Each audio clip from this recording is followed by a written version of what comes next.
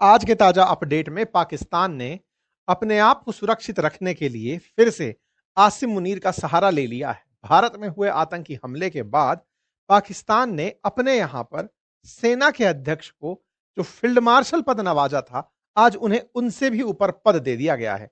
अब उन्हें chief of defence staff की तरह चीफ ऑफ डिफेंस फोर्सेज यानी सीडीएफ कहा जाएगा। पाकिस्तान में लगातार आसिम मुनीर का यह बढ़ता औहदा उनसे उम्मीदें लगातार बढ़ाता जा रहा है। उन्हें लगता है कि पाकिस्तान से भारत जिस तरह बदला लेगा या पाकिस्तान को जब भी पनिशमेंट देगा तो आसिम मुनीर सबसे पहले गोली खाने वालों में होंगे। इसी के चलते शायद यहां पर संविधान संशोधन हो गया है। पाकिस्तान में आज 27वां संविधान संशोधन करके इनके यहां आर्टिकल 243 में तो परिवर्तन किया ही गया और लगभग 40 से अधिक संविधानिक संशोधन के आर्टिकल्स में संशोधन कर दिए गए। दिल्ली के अंदर हुए आतंकी हमले के बाद भारत में लगातार ऑपरेशन 2.0 की मांग की जा रही है। आपको याद होगा, आसिम मुनीर ही वो व्यक्ति थे जिन्होंने सबसे पहले जब जगलर वेन वाली बात कही थी, उसके बाद देश में पहलगाम में आतंकी हमला हुआ था, जिसके चलते भारत ने ऑपरेशन सिंदूर किया था। लेकिन ऑपरेशन सिंदूर में पाकिस्तानियों को मरने से बचाने के नाम पर इन्हें फील्ड मार्शल का पद दिया गया था। कहा गया था कि पाकिस्तान ने जिस तरह से आतंकियों को मरने दिया वो तो अच्छी बात है, लेकिन तुमने जो फेक न्यूज उड़ाई ट्रंप के साथ मिलकर के कि हमने भारत से अपने आप की मार को ज्यादा नहीं पड़ने दिया, इस बात पर इन्हें फील्ड मार्शल का पद दे दिया गया। इनका इस तरह से आत्ममुग्ध होकर खुद को सम्मानित करवाना दुनिया भर में मजाक का पात्र बना। लेकिन आज ये उससे भी आगे निकल गए हैं। पाकिस्तान के इस आर्मी चीफ को एक्सटेंडेड पावर दी गई है और लाइफ लॉन्ग इम्यूनिटी दे दी गई है। अब ये आने वाले समय के लिए जिंदगी भर के फील्ड मार्शल होंगे। इतना ही नहीं, इनके लिए चीफ ऑफ डिफेंस फोर्सेस नाम से एक नया पद भी सृजित कर दिया गया है। पाकिस्तान की संसद ने आज 27वां संवैधानिक संशोधन किया और 48 आर्टिकल्स में संशोधन प्रस्ताव किया। 234 मतों के साथ इस प्रस्ताव को पास कर दिया। पाकिस्तान की संसद में हुए इस पूरे कार्यक्रम में शहबाज शरीफ, नवाज शरीफ सब उपस्थित थे। नवाज शरीफ पूर्व प्रधानमंत्री हैं, शहबाज शरीफ के बड़े भाई हैं, वर्तमान प्रधानमंत्री के बड़े भाई जो इन दिनों लंदन में आराम फरमाते हैं। वो इस बिल को पास कराने के लिए खुद आए थे, यानी ये जताने का प्रयास था कि पाकिस्तानियों नवाज शरीफ भी यही चाहते हैं। इस प्रकार से बाकायदा कैबिनेट के अप्रूवल पर इनकी सदन के अंदर इस बिल को पास कर दिया गया। कुल मिलाकर के पाकिस्तान की अब तीनों सेनाओं के अध्यक्ष के रूप में चीफ ऑफ डिफेंस फोर्स के रूप में आसिम मुनीर होंगे। जो पहले फील्ड मार्शल थे अब वो आजीवन फील्ड मार्शल रहेंगे और इन्हें यहां से आगे एक तानाशाह की तरह वो सारी पावर्स मिलेंगी जो एक तानाशाह के पास होनी चाहिए। इन्हें इम्यूनिटी मिलेगी, इंप्यूनिटी मिलेगी, पावर और स्ट्रॉन्ग मैन का दर्जा मिलेगा।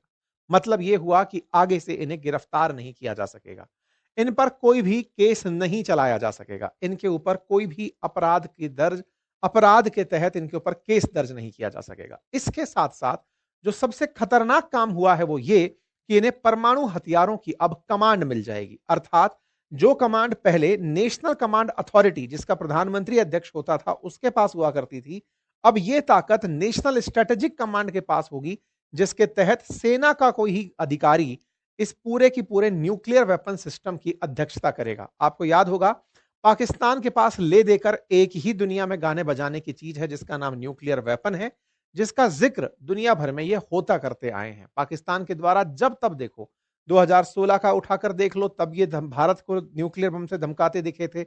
इमरान खान थे, यूएन में जाकर कह दिए थे कि भारत पर बम चला देंगे। ये खुद आसिम मुनीर के पाकिस्तान के प्रधानमंत्री जब भारत ने ऑपरेशन सिंदूर किया उस समय भाग करके न्यूक्लियर बम के लिए दौड़ पड़े थे। खुद ये आसिम मुनीर ये बोल चुके हैं कि भाई हम जो है आधी दुनिया को ले मरेंगे, हमारे पास इतना न्यूक्लियर बम है। कुल मिलाकर के इनके पास वो न्यूक्लियर बम है जिसे खुद Biden one of the most dangerous nation के रूप में मानते हैं कि इसके पास में न्यूक्लियर बम नहीं होना चाहिए। अब सोचिए कि सेना के पास में न्यूक्लियर बम दे दिया गया है, आतंकवादी और सेना दोनों के पास ही न्यूक्लियर बम ना पहुंचे, यही बाइडेन बोले थे कि इसलिए ये सबसे डेंजरस नेशन है, और अब वही हुआ, इनकी सेना के पास न्यूक्लियर बम पहुंच गया है। इसके साथ साथ यहां पर संसद की पावर को भी कम कर दिया गया है। मुख्य न्यायाधीश अपनी अवधि पूरी होने तक चीफ जस्टिस रह सकेंगे, साथ ही साथ में फेडरल कॉन्स्टिट्यूशनल कोर्ट बनेगी। मतलब यह होगा कि यहां पर कोर्ट के आदेश भी अब सरकार के द्वारा लागू होंगे। जैसे हमारे देश में न्यायपालिका स्वतंत्र रूप से निर्णय लेती है, अब यहां पर कोर्ट के जजों की नियुक्ति भी सरकार के द्वारा होगी और इस काम को कराकर करने के लिए फेडरल कॉन्स्टिट्यूशनल कोर्ट बनाया जाएगा,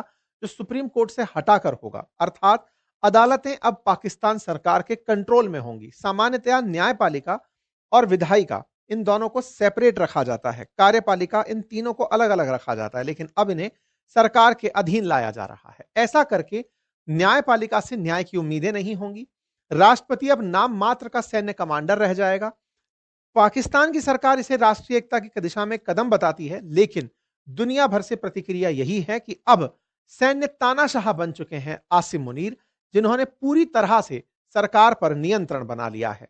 कुछ लोगों की तरफ से मीम्स बनाए जा रहे हैं, कह रहे हैं कि आसिम मुनीर ने सबको अपने अधीन कर लिया है और वो सेना के रूप में ना केवल सेना पर शासन कर रहे हैं, बल्कि जो इनके इलेक्टेड नेता हैं उन्हें भी इन्होंने अपने अधीन कर लिया है। कुल मिलाकर के हेडलाइन यही है कि पाकिस्तान के आर्मी चीफ को पूरी तरह कंट्रोल मिल गया है कंट्री की सभी तरह की मिलिट्री पर, चाहे एयरफोर्स हो चाहे नेवी हो, सब पर अब इनका कंट्रोल बन गया है।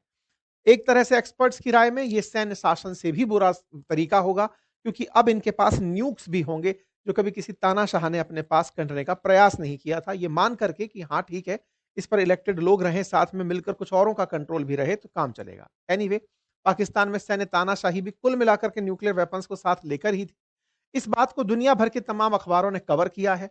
पाकिस्तान के कॉन्स्टिट्यूशन में जिस तरह से राष्ट्रपति के पद की जगह आसिम मुनीर को बड़ा व्यक्ति बना दिया गया है, इससे निश्चित ही भारत के लिए भी एक सोचने का एंगल मिलेगा। देखना होगा कि भारत आने वाले टाइम में आतंकी हमला जो भारत में हुआ उस पर क्या प्रतिक्रिया देता है, पाकिस्तान को कब जिम्मेदार ठहराता है और उसको कब माकूल जवाब प्रेषित करता है। फिलहाल के लिए इतना ही। आप इस विषय पर क्या सोचते हैं, अपनी राय जरूर कमेंट बॉक्स में बताइए। चैनल पर नए हैं तो सब्सक्राइब कर लीजिए और हमारी पुस्तकें जो कि उपलब्ध हैं फ्लिपकार्ट पर, हमारे एप्लीकेशन पर, आप उन्हें एक्सेस कर सकते हैं। बहुत बहुत धन्यवाद।